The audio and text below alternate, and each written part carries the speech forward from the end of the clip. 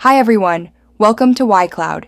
In today's video, we'll walk you through how to enable and use WhatsApp calling for both inbound and outbound calls in YCloud.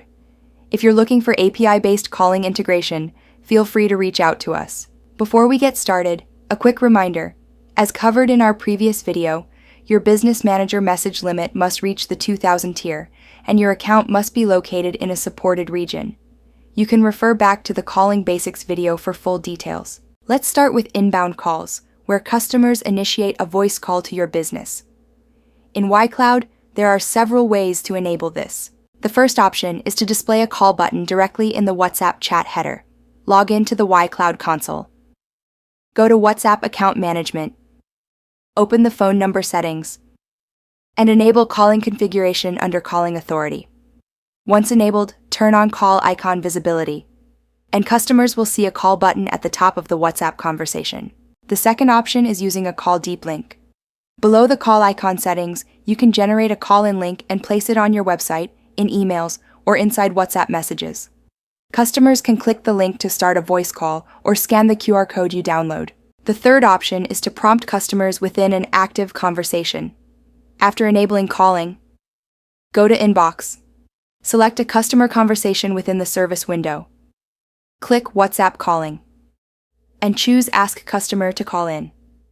Send the message, and the customer will receive an interactive message with a Call In button. Now let's move on to outbound calls.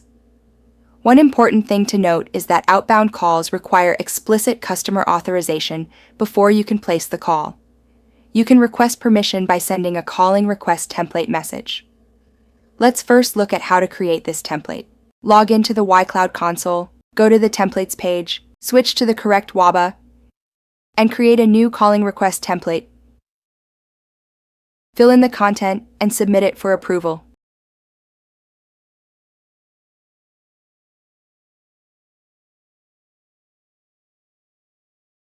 Once the calling request template is approved, you can send it via Inbox or Campaign.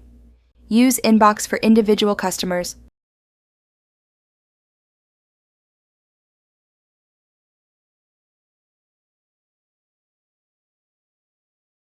or Campaign if you need to request permission from a large audience. After receiving the template, customers can choose to allow calls, allow temporarily, or decline. You can view their authorization status in the permission list on the calling page.